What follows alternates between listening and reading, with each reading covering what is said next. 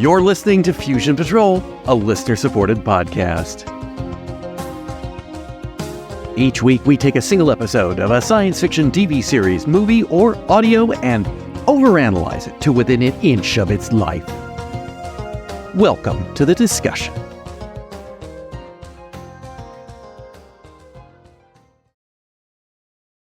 Hello and welcome to a special episode of Fusion Patrol. I'm Eugene. And I'm Simon. And this is our 800th episode of Fusion Patrol. Unless, of course, you count the ones where we miscounted or we did sidecars. But it's officially episode 800 of Fusion Patrol. And we always like to do something a little special for our centenary episodes. It's not really centenary, is it? Because that's years. 800, every 100th episode, we like to do something special for it. And so tonight we're going to be looking at the source of all the evils in the world of science, and that is 1931's classic science fiction horror film, Frankenstein. Oh, let's start with a synopsis. Somewhere in a small German village, a sad scene plays out. Mourners weep as a burial proceeds. When the ceremony is over, the mourners leave, and only the gravedigger remains to complete the lonely task. When he is finished, he too leaves the grave. But there are others there. Dr. Henry Frankenstein and his hunchback assistant Fritz have been watching from hiding, waiting for everyone to leave. They immediately set about digging up the grave and stealing the body. Later, on their way back to their lair, they cross a gallows with the condemned man still hanging. They cut him down, but Frankenstein rejects this specimen because the neck is broken. He must find an intact brain. At the medical college, Dr. Waldman dismisses class, and Fritz breaks into the classroom to steal a specimen of a brain. Startled, he drops the normal brain and is forced to take the abnormal brain of a criminal.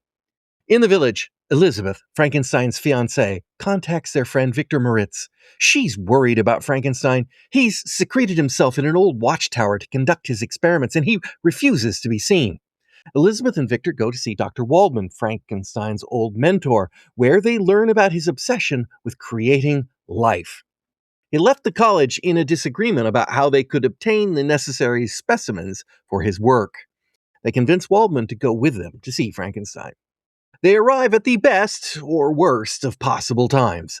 The storm that Frankenstein has been waiting for is brewing, and tonight could see the culmination of his work. At first, he refuses them admission, but he relents so that they can see his triumph. He has created a body from the parts of others, and when the storm hits its peak, he shall imbue it with life. And he does. As the monster stirs on the table, having learned what it feels like to be a god, he nearly collapses from emotion. Later, in the village, Baron Frankenstein, Henry's father, has called Elizabeth and Victor to get to the bottom of what Frankenstein is up to and why he's delaying the wedding. He thinks it's another woman, and they cannot dissuade him of that notion.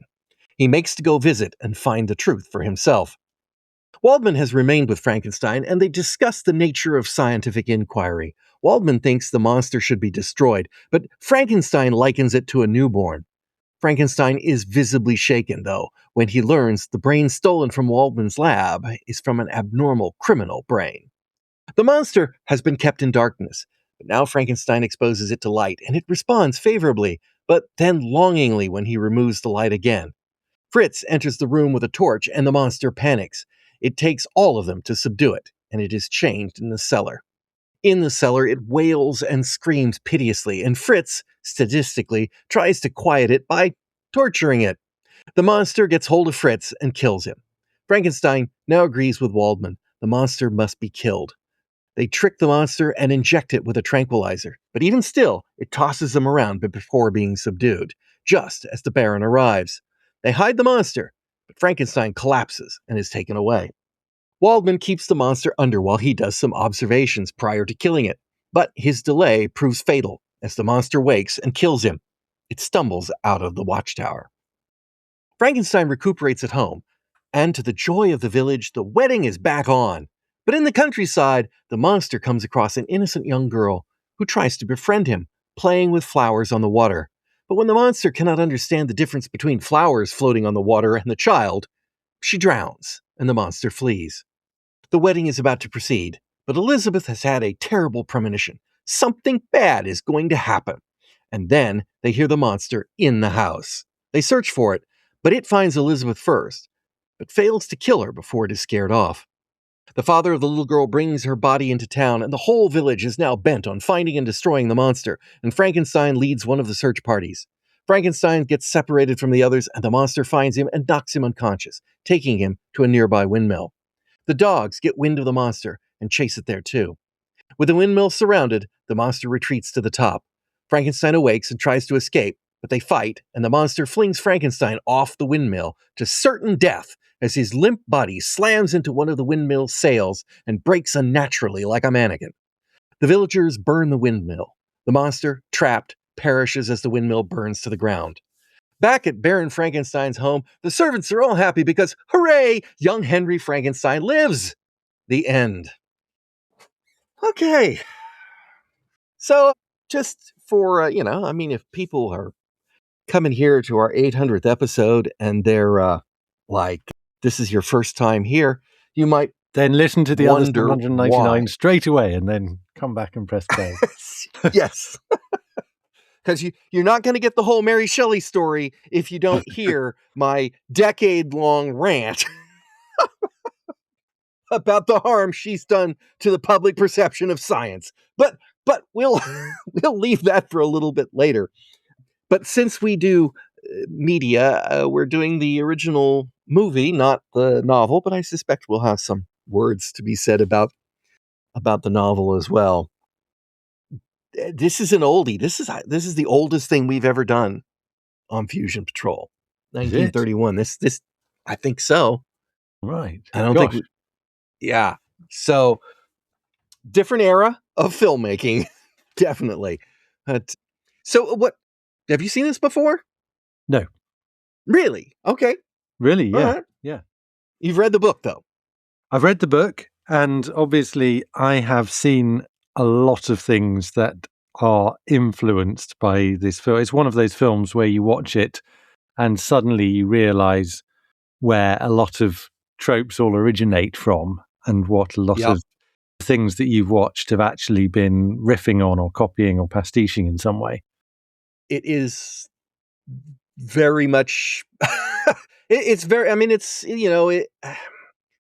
whether it's a good film or not, it's another question, but it's stored in the history of American culturally significant films for preservation, and it's widely regarded as a classic. I don't know that I would say it's a very faithful adaptation of the book, but it's definitely a memorable film. What did you think, having not seen? I would agree with all of those points. I'm not quite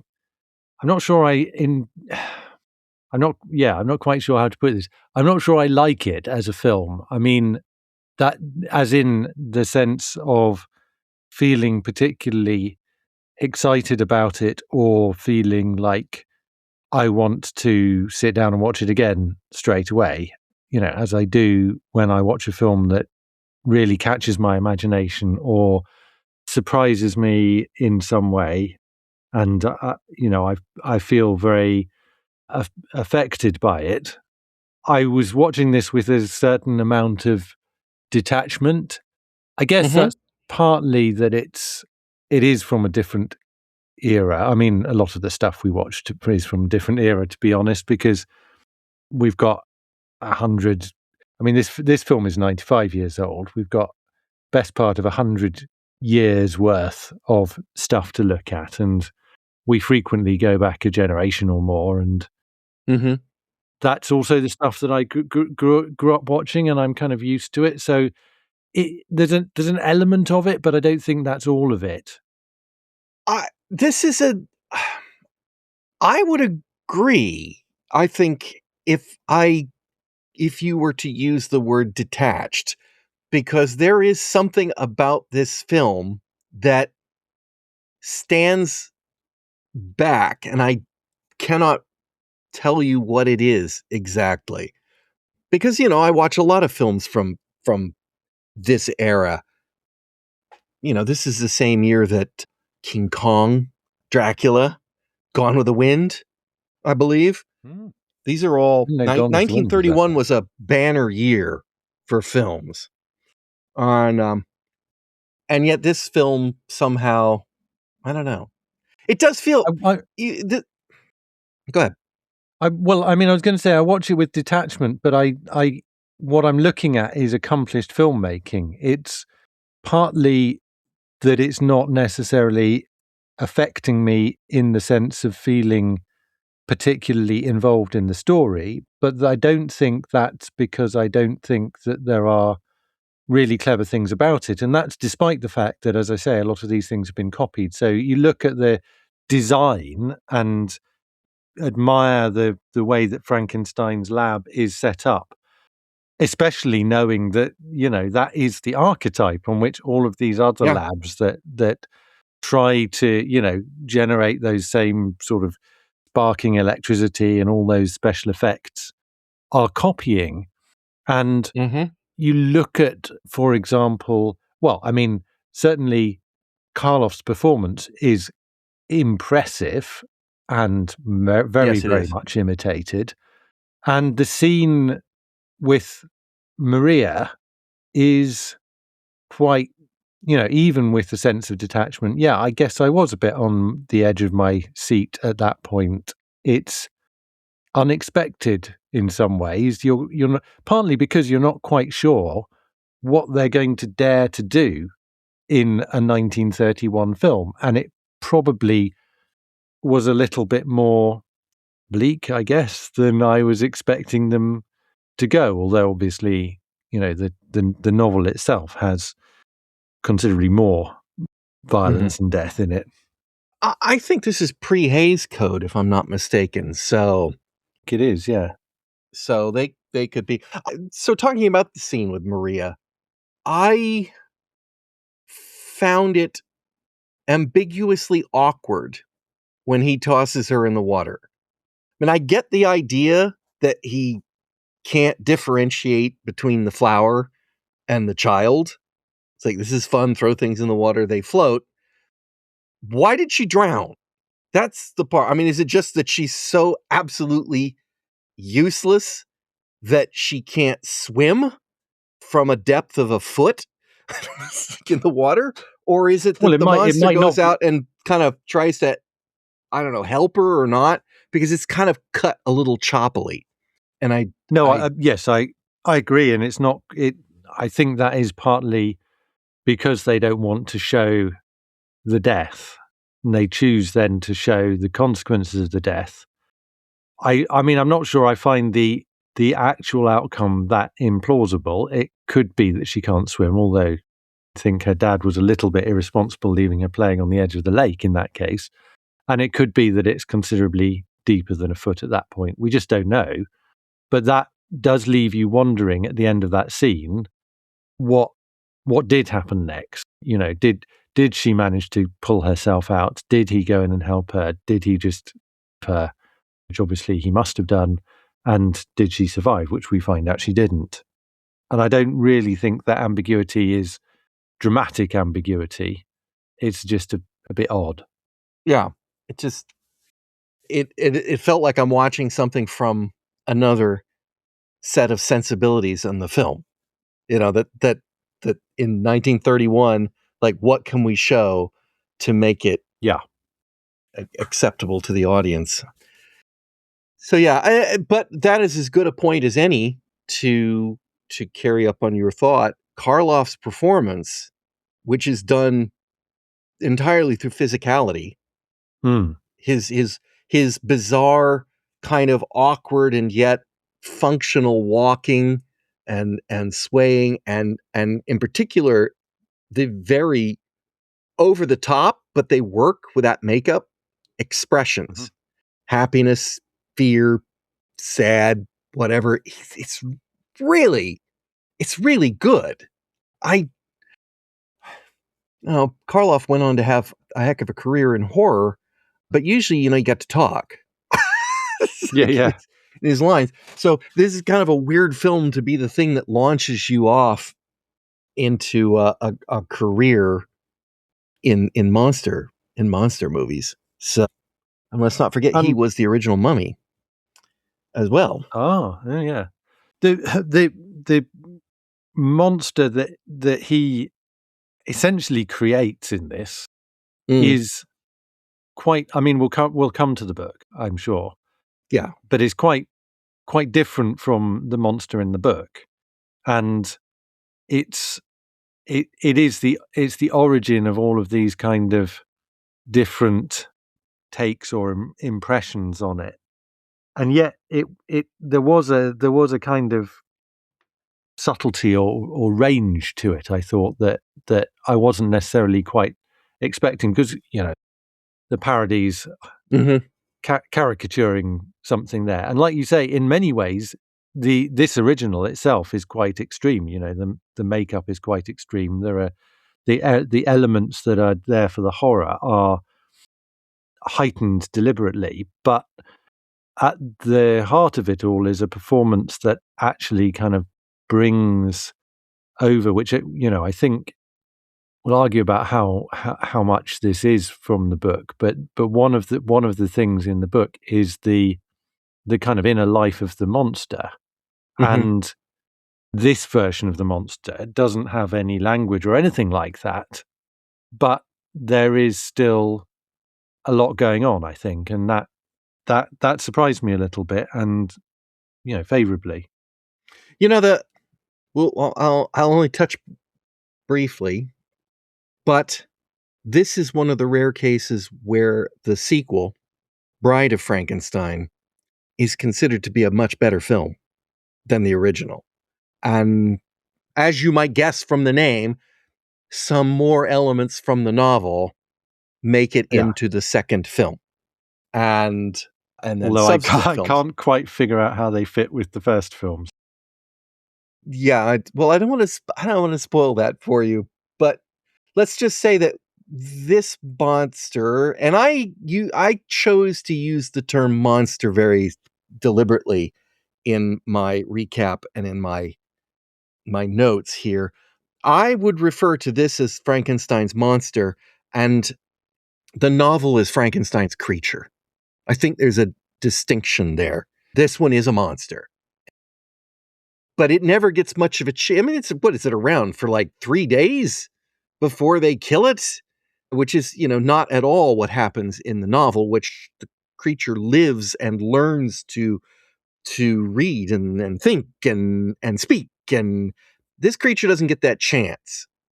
Perhaps in subsequent films, maybe, but here, no. They chop it far too early in the I guess in the creature's narrative, and it is very hard for me to divorce myself from the Bride of Frankenstein, the Son of Frankenstein, Frankenstein meets the Wolfman, Dracula, and I can't remember what the one is that has Dracula, Frankenstein, and the Wolfman in it. There's one of those, and then of course, my gosh, there's Abbott and Costello meet Frankenstein. There's a whole lot of these films. I mean, I've not seen. I've heard of Bride of Frankenstein and Son of Frankenstein. Not all of these others. Yeah, they definitely had a quite, this is really good Saturday afternoon films, and they were churning them out there. And some of them are quite good.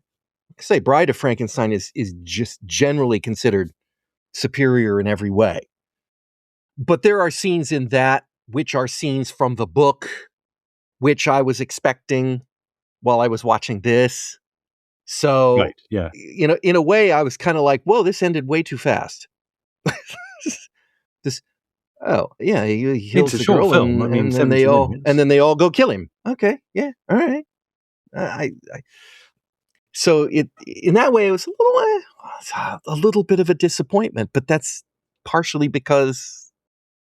But a lot of what is there in this film is, even though I didn't see the film before I read the book, I saw a lot that was inspired by the film. So, the imagery, thinking about Frankenstein's laboratory or the makeup of the monster, are things that I don't think I could not have in my mind when I was reading the novel. So in some ways, I didn't get Mary Shelley's version of Frankenstein. I got a version that was flavored by having seen things influenced by this version of Frankenstein. Mhm. Whilst, I can see clearly some differences. Some of those differences are slightly minimized by the fact that I probably had in my head imagery that originates from this film while I was reading the book. Oh, I definitely did. I mean, I definitely did.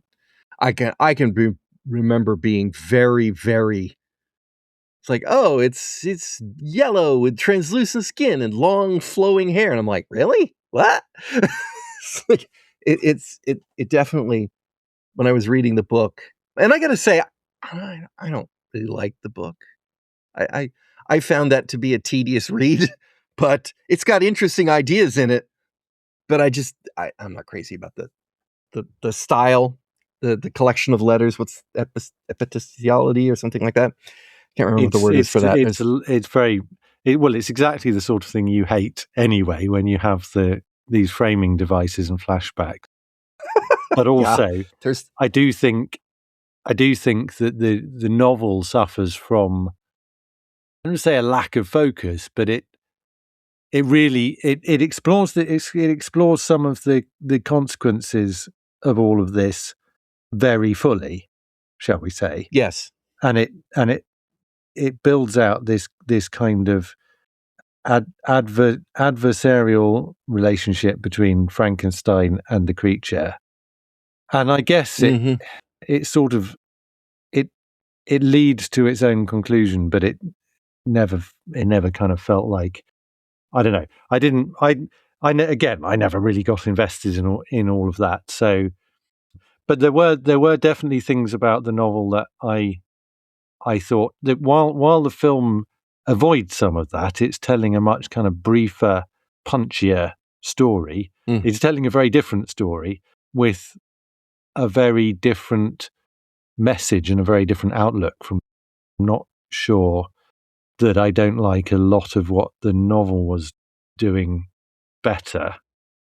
I feel like the novel is more heavily invested in the notion of Frankenstein's abrogation of his responsibility to his creation. It's Right. not necessarily that he did the wrong thing in creating this thing. It's that he did wrong by it after having done so. And I mean, there's definitely an air of where angels fear to tread, but in the movie, it's definitely, you just done the wrong thing. You stepped on God there, and you can't do that. It's a much more simplistic message. Yeah. And the fact that they put the evil brain in it eliminates the possibility. If Frankenstein had done his work, he did do his work right. If Fritz had done his work right, then this could have been a very different film. Would the creature have been a brutish, violent thing? We don't know, because there's that element there that still says, yeah, there was some mistakes were made. I think this is the biggest and most important difference with the book, and I kind of want you to make your case against Mary Shelley. Because I guess I'm making my case here that says, although Frankenstein is always attributed to Mary Shelley, this is what people think about when they're talking about, he's made Franken foods and Franken genetics and when they're talking about science done wrong without the consequences, thinking of the consequences. I think most people are talking about this film, not that's what Mary I'm wondering, Shelley's books. Because I've been arguing with you for I'm going to say not necessarily 799 episodes, because we haven't. Well, first of all, she hasn't come up in 799 episodes. Yes. Also, I've not been in 799 episodes, and even when I'm doing this with you, I'm not necessarily arguing about Mary Shelley, but we've done it a few times. And my case, because I haven't seen the film, my case is always based on the novel. So I'm slightly curious what the case actually is here. I mean, my take has been that what Mary Shelley is arguing is that there is a moral responsibility as a scientist that you don't ignore the ethical dimensions of your work. It basically boils down to that. Whereas I think what the film is doing here is saying Frankenstein got a bit stressed, he got too involved in his work, maybe had a few too many late nights and put a psychopath's brain into his monster, and that was bad, but not serious bad, because he gets to live and he gets to marry Elizabeth at the end, etc., etc. Yeah. Okay. On a couple things, and I'll bring up right now. Doesn't necessarily answer this question, but I just for the sake of the discussion. At archive.org, you can find a 1931 copy of the script. So this is not the filming script, but this is very, very late. This is a script that's marked as approved by Karloff, however his name is pronounced, the head of Paramount, Universal. Uh-huh. And if you look through that script, there are some very distinct differences between what came out. I went looking for the script because I wanted to find a quote, and I didn't want to have to go back and transcribe it myself. And I thought, if I can find the script, I can just cut and paste it. But it turns out the single most important thing in this film to me, or at least the single thing that stands out more than anything else in this film, isn't in the script. So there's three things that I want to bring out, three or four things that are different from the thing. One, there was no introduction where Dr. Van Helsing comes out and tells you to, if you're scared, maybe you should leave. You've been warned. And I say Dr. Van Helsing because that is the actor who played Dr. Van Helsing in Dracula in 31 as well. So, and as a fun fact, at the end of Dracula, which came out before this, at the end of Dracula as originally filmed, at the end, after the credits, or at least after the end rolled on the screen, there was a curtain, and he came out to address the audience and to tell you, I don't have the exact quote here, but, if you're, have a little bit nervous about the tale of Dracula and the tale when you go home tonight and it's dark and perhaps you see a face at the window, remember, there are such things. And that's the end of the film. And that got cut out and was never released. Oh. And then that's not in the film, but it was filmed and it's been found and you can see it online. And it's basically exactly the same as this, except I think he's standing on the other side of the stage. And comes out and does this bit. And then this film, they lead with it. And I thought, that's odd. Not in the script at all. Waldman's death was a little bit different in the script. They kind of tell it by just saying, oh, I've been, the little bit in the diary that says it's getting less reactive to the tranquilizers or whatever. In the book or in the script, it looks as if he spent a lot more time studying it. He's taking notes. He's got blackboards. He's been taking measurements. He's been doing all sorts of scientific research on this creature. And yeah, it just wakes up and kills him. And so there's a lot more. It's obvious he spent a lot of time studying the creature. And that kind of it's like, well, he wants this thing dead. And yet his scientific curiosity has led him to his downfall. The other thing that definitely is different in the script is Frankenstein's dead, and dead. He's dead. There is no survival for him. That scene's been tacked on at the end. And even the line that says, let's take him home. I mean, that's That's what they say in old films when you're hauling the corpse back to their home. I don't know why that is, but that's just shorthand for let's take him home. Look, he's dead.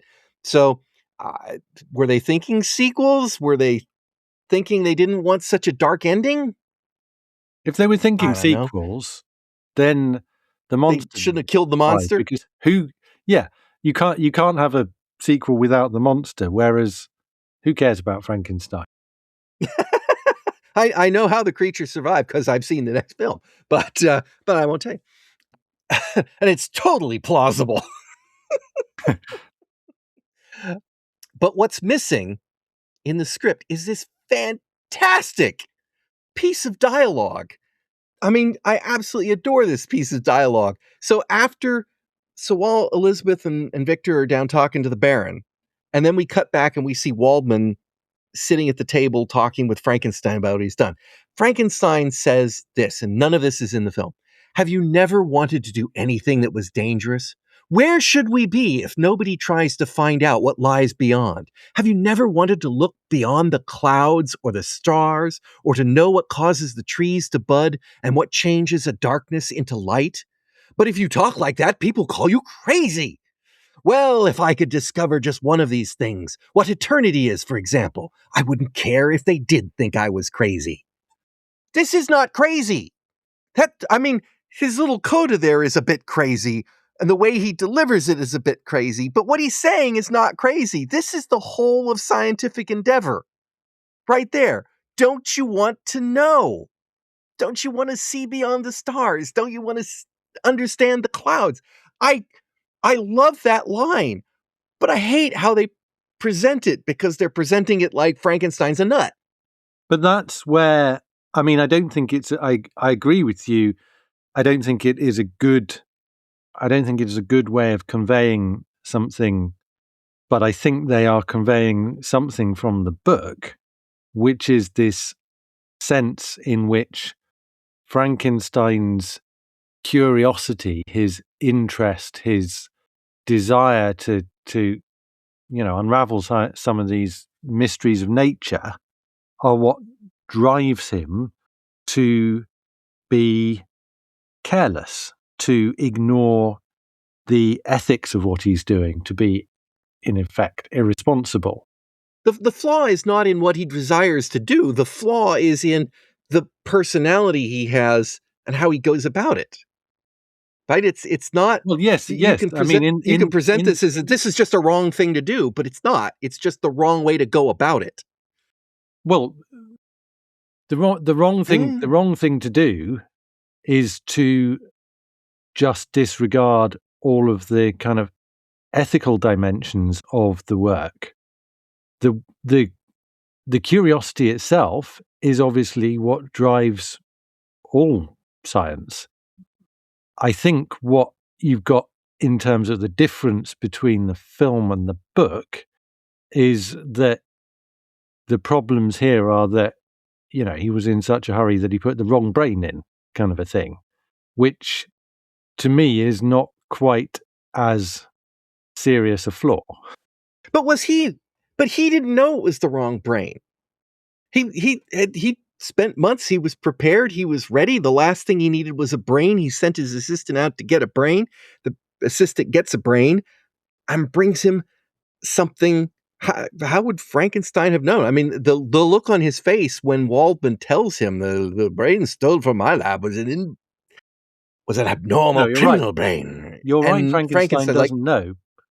But what, again, I think perhaps it's the fact that Frankenstein is disregarding all of the kind of morality, because he's grave robbing and this is theft. They're taking this stuff. He knows that what they are doing is careless and reckless and wrong. He doesn't necessarily know that the consequence of that is that he takes the wrong brain, but nevertheless, it's tied up with what he's doing.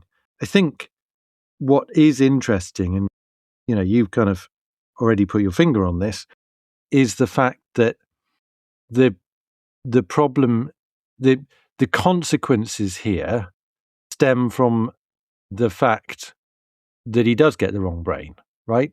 Which is either, you could say, is an accident or is Fritz's fault because he's the one who mixes it up. But that is a strange addition, I think, because it takes away the more direct connection between everything Frankenstein is doing, his kind of haste to do this and his willingness to do it at any cost, disregarding all, from the consequences.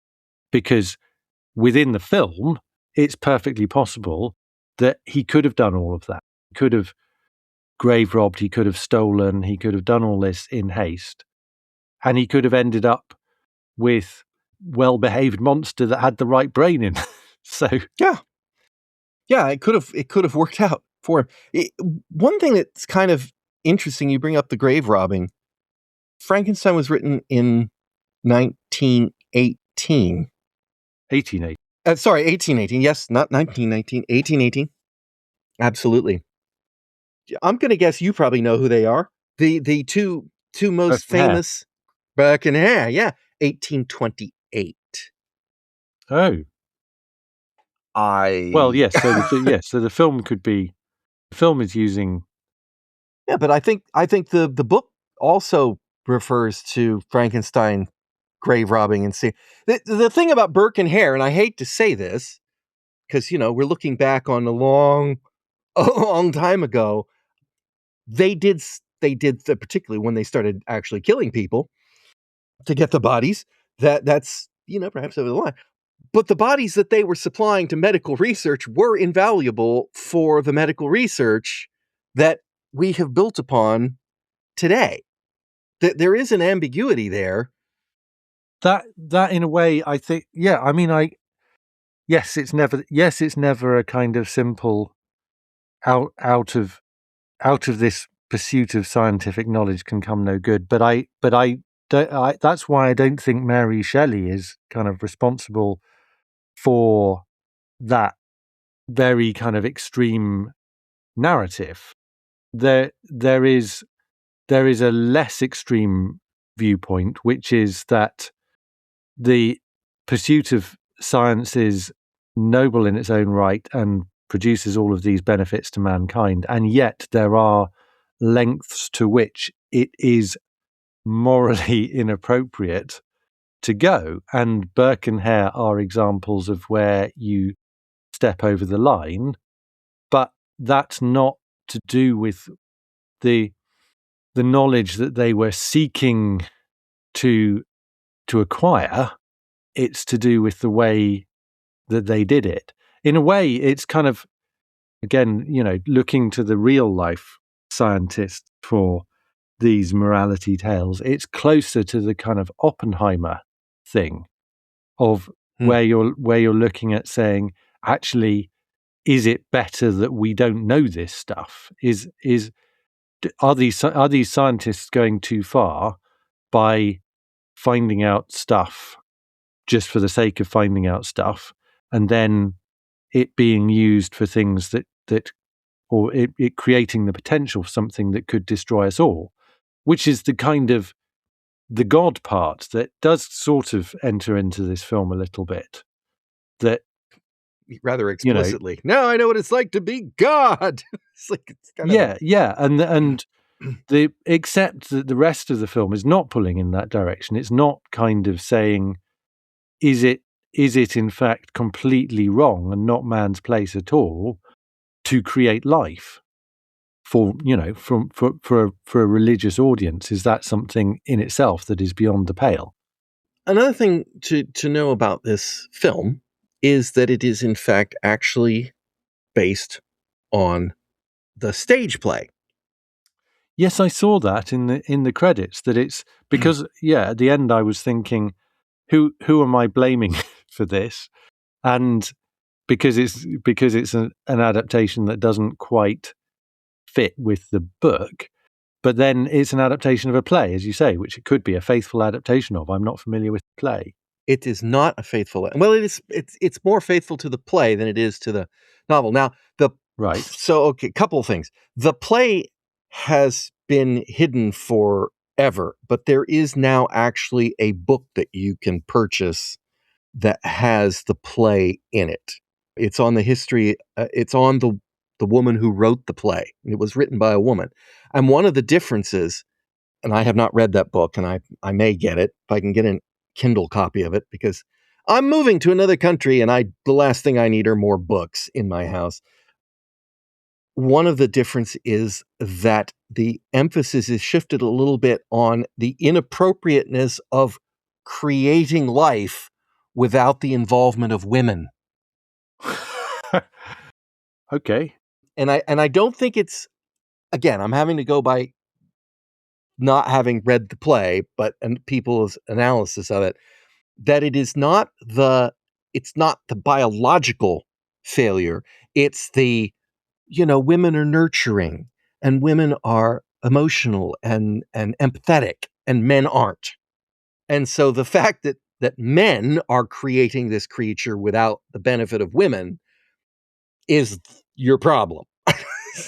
So I don't know.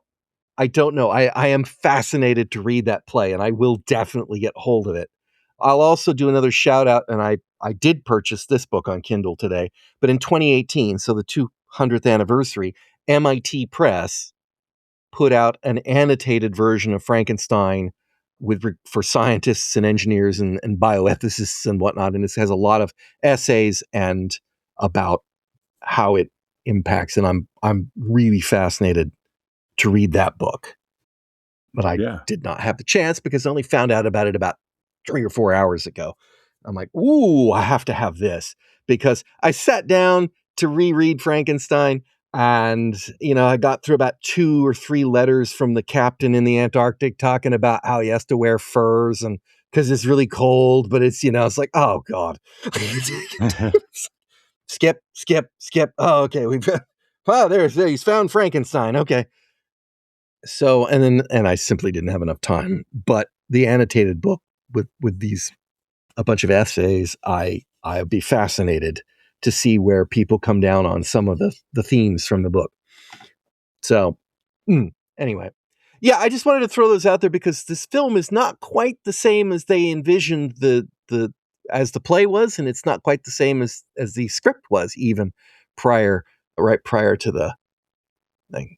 So, let's see.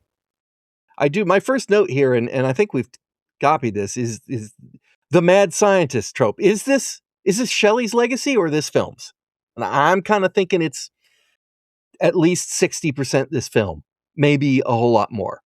Well, I think Frankenstein is wrong in the book. I still think he locks himself in his garret, and he's doing this without oversight or without any kind of interaction or thought to the consequences of what he's doing. So he is the mad scientist in a way, but it's not quite as bad as, Colin Clive's performance as Frankenstein is almost on the verge of insanity at times in this. He's just right there on the edge.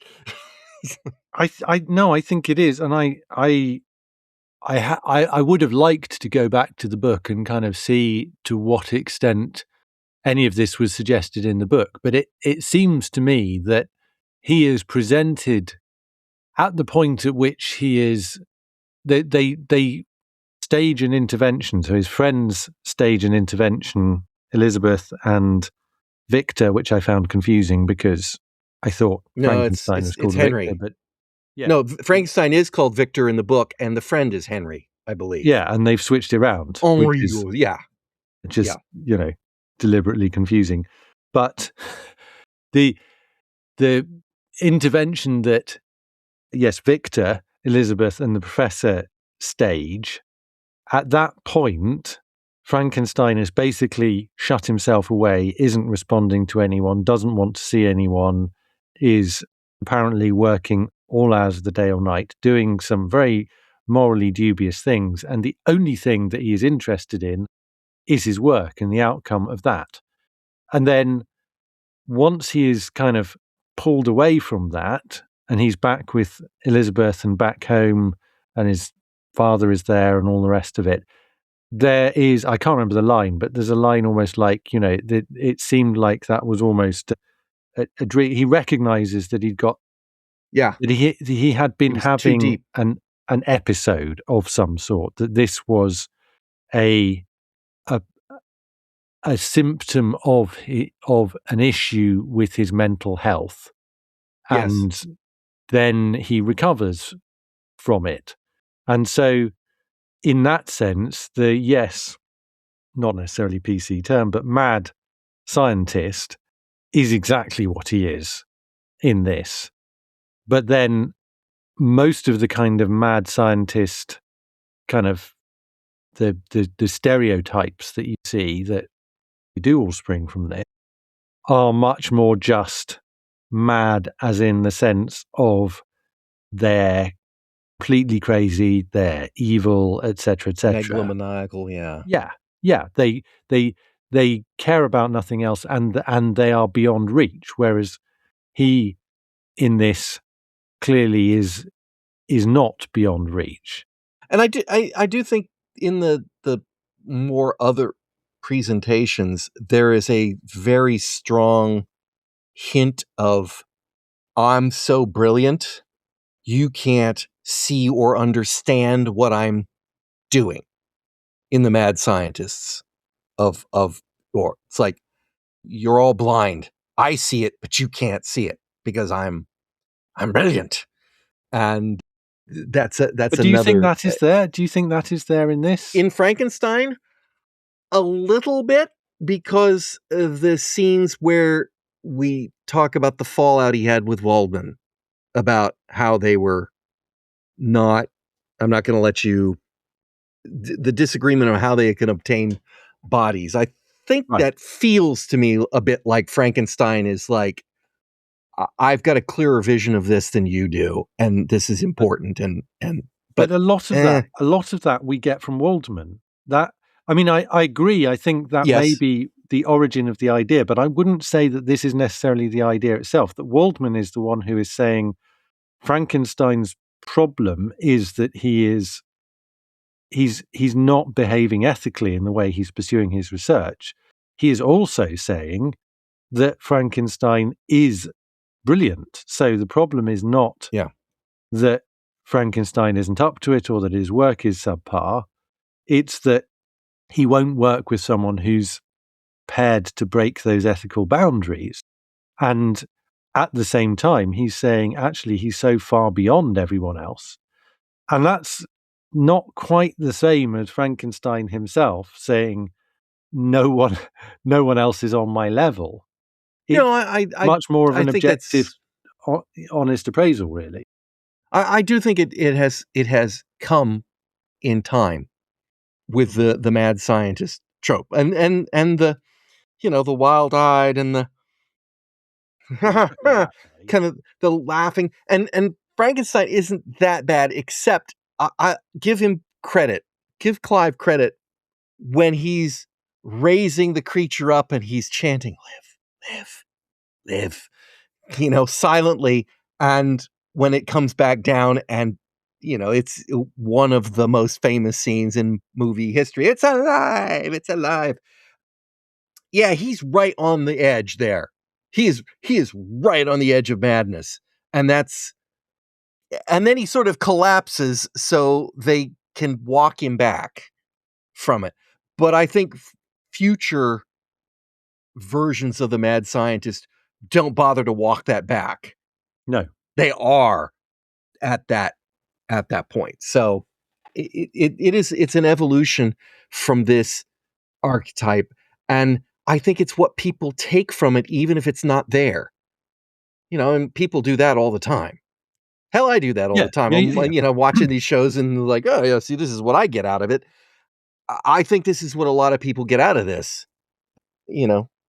There's definitely Frankenstein's hubris and his madness, and his ego. Yeah. I have a question for you, and I don't remember this from the novel, but I found it really odd. And it's honestly, it's been 30 or 40 years since I've read the novel, which, wow. And then it was still old at the time. He makes a distinction twice in this film. This was never alive. When he points at the monster, he's like, this was never alive. I built this myself. But wasn't it? Wasn't it all bits of things that were alive? Is that really a distinction? A meaningful distinction? And if so, why did the scriptwriters want to really drive that home? Is it a religious thing? It's like there's a difference between bringing someone who's dead back. I can't remember how this is in the novel, but my recollection of the novel is pretty clear that there isn't any sense in which this is someone being reanimated. This is someone who has lived and has died and is being brought back to life. This is new life. And yes, in both cases, it's created from things that were already alive it's putting something together. I think maybe the reason why it's like a YouTube mashup. They've taken a bunch of different videos, and it's not the same video. It's not copyright infringement. It's you haven't infringed on God's copyright. Yes, I don't know where the copyright infringement comes with in this case with mashing together people's body parts, but I think maybe the reason why it needs to be so emphasized within the film is because you have this sequence of, robbing the grave, going to the gallows, etc., collecting these parts. And it's a little bit ambiguous what happens then. Like, is he looking for the perfect corpse? And then he will use that for his experiment, or is he looking for bits that he's going to put together?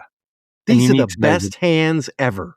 I like these hands. Let's use those. You need to know it's that because it's supposed to be a new life. It's not supposed to have any of the personalities, memory, or morals of someone who's lived already.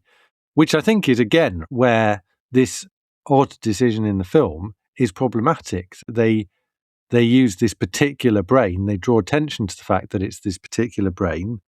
And the strong implication is that the characteristics of that brain, albeit, the way the film frames it is this is a criminal brain, i.e. this is all, materially determined.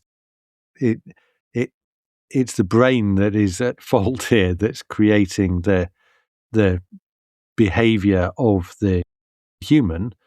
But that's, that is what it's saying essentially, that the brain is determining what happens when the monster comes to life, which does, I think, run counter to this idea that life, because you're saying the brain is the single most important thing, and it was someone else's brain who was this criminal psychopath. So, and what does that mean? I mean, if I had come up with the notion that, and for the purposes of this film, he's talking about he's discovered a new ray. He's discovered a new property of ray beyond ultraviolet, which there are rays beyond ultraviolet. There's X-rays, there's gamma rays. So, I mean, again, I think this film is supposed to be set in 1931, but not 100% sure there. Because the small town's awfully old school European, shall we say. But if I had come up with a notion that I could do that, wouldn't you want to reanimate a person intact? Wouldn't that be the first logical step? I don't know. I personally and this may be where we differ. I personally would maybe start with a mouse or something. Well, yeah. And going there, if you're talking about trying to, you definitely do this on animals. And if you were going to build a creature from parts, I'd build the creature from parts of animals first, so that you could see that, the process works before you go straight for the pièce de la résistance. But yeah, but even still, then that's carrying it a step further. I would think that if you could reanimate Maria, that would be, a far better thing. Yeah, treading on God's will there, but bringing tragically cut short life of a child back is much more medically, I don't even know what the word is for it, but it's a better thing to do if that's what you're trying to accomplish, is creating, bringing life to lifeless matter, is saving someone's life, as it were, as opposed to making something new. I mean, I find that difficult to argue with, because I think that there is. I mean, I don't necessarily particularly want to argue with it, other than the fact that I think there are still kind of ethical consequences of this, just as there are with any form of medicine. But this is much easier to see as an extension of a medical intervention.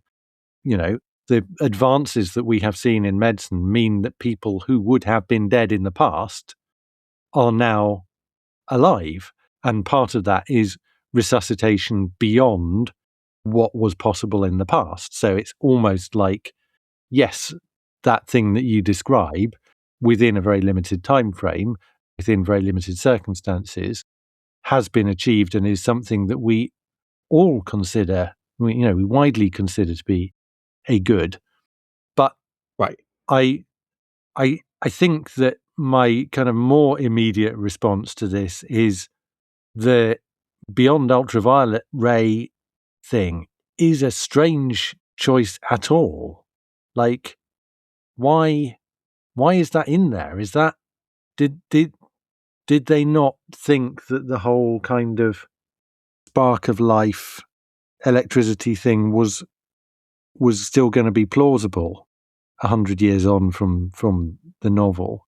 Did they think that somehow the talking about extending the electromagnetic spectrum was more cutting edge for 1931?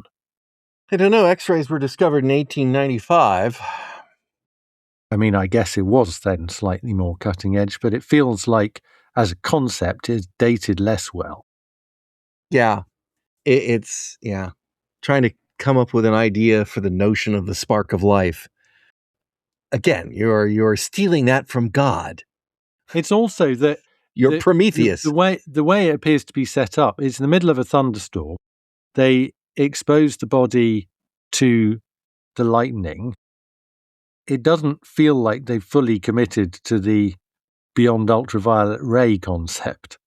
Well, we don't know what all the equipment does. Sure. Perhaps it somehow takes the lightning and, zhuzhes it up. Gives it a little boost and gets it up there. I don't know. Well, and looks cool though. Yeah. He is taking power from the heavens. I think that's the metaphor we're supposed to get out of it. But yeah. The character of Victor was pointless. The character of Elizabeth was nearly pointless. Waldman was interesting because of that. I'm opposed to this. I'm opposed to the way you're going about it. And yet, and you should destroy it. And yet, he's going to study it. He's going to study it. You're just bad scientists dragging good scientists down with them. That's what I'm seeing. Well, I don't know. Here. I think, in a way, Waldman is the much more interesting character for that he acknowledges that this is problematic and wrong, and yet he seems so compelled by it. Well, it's done now. I mean, I can't undo it. So, we might as well learn. I mean, doesn't that come back to the whole body snatching problems? Was that, now that we've got the body, I mean, it'd be a shame if it went to waste. Yeah, no, I mean, I think so, but it's a more interesting. It makes him a more interesting character than Frankenstein, I think. Yeah, Frankenstein is. I'm not trying to play down the. I think Colin Clive did a good job of it, because it's kind of hard playing the edge of madness. Yeah, that's a tough ask, and I think he threads it pretty well. But as written on the page, there's not a whole lot to him other than his single-minded obsession. Yeah. Oh, Peggy Webling is the name of the author who wrote the play. The 1927 stage play was the year it came out. I hadn't heard of her. So. I'm aware of anything else. I'm not aware of anything else she's done either. Perhaps that book on her stage play will have something about what else she did, because apparently there's definitely a gender agenda in the play. The thing I'll mention about the book, I think we already said it, that the creature in the book is intelligent. He has created, for want of a better word, a man. And it is rejected by people because it is so hideous to everyone. But it's taken in by a blind man and shown kindness, and he's given the opportunity also of spying on people, and he teaches himself to speak. He teaches himself to read.